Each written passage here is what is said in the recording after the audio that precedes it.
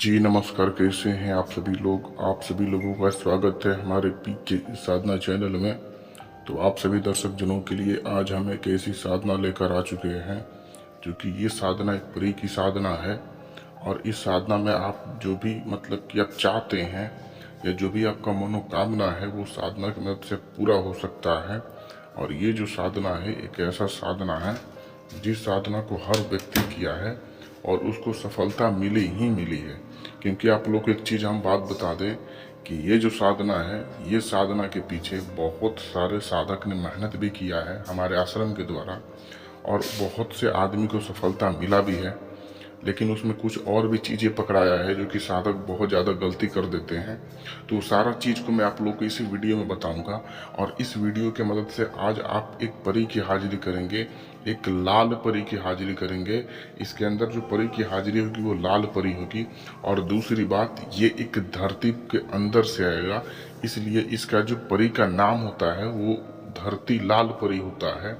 लेकिन सिर्फ इसको बहुत से लोग या बहुत से साधक या बहुत से गुरु लोग इसे धरती परी बोलते हैं, उसको प्यार से धरती परी बोलते हैं।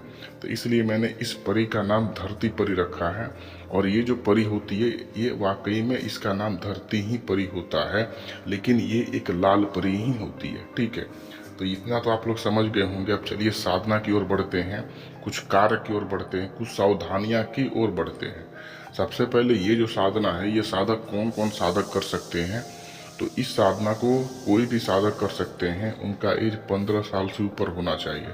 तो मेरे ख्याल से 15 साल के ऊपर तो हर व्यक्ति ही होते हैं, तो 15 साल से ऊपर होना चाहिए।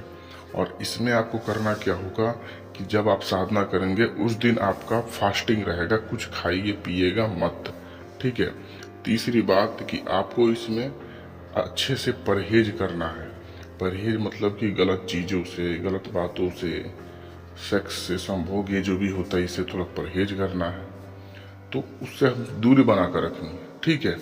चौथी और सबसे अच्छा बात यह है इसमें कि इसको स्त्री और पुरुष दोनों ही कर सकते हैं। शादीशुदा बगैर शादीशुदा दोनों ही कर सकते हैं इस साधना को। तो दोनों ही इस साधना को अच्छे से सिद्ध कर सकते हैं और इस साधना की मदद से जो भी कार्य है वो ले सकते हैं।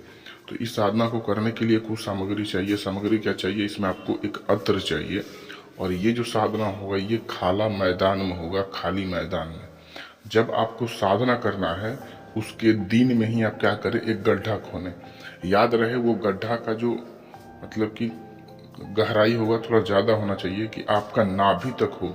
उस गड्ढा को खोने, इतना खोने कि आपका नाभि तक वो गड्ढा खोना मतलब खोना होना चाहिए। जो भी आपका नाभि हो उसके साइज का ये गड्ढा होना चाहिए। ठीक है।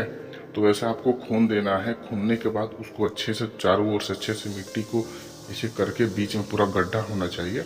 उसके बाद करना क्या है कि आपको रात में जब साधना करने जाएंगे तो अपने साथ एक अत्र लेके जाना है और 3 दिया लेकर जाना है जो कि सरसों का जलना चाहिए। 3 दिया आपको क्या करना है, एक सामने रखना है, जो आपका गड्ढा होगा उसके जो लाइनिंग होगा उसके सामने रखना है, फिर उसके पीछे साइड में रखना है, फिर अपने एक दाएं साइड में रखना है। ऐसा रखने के बाद फिर जो अत्र है उसको तीनों दिया के पास हल्का हल्का गिराना है और हल्का अपने में लगाना है और उसका मुंह जो होगा वो खुला करके अपने सामने रखना है। ठीक है।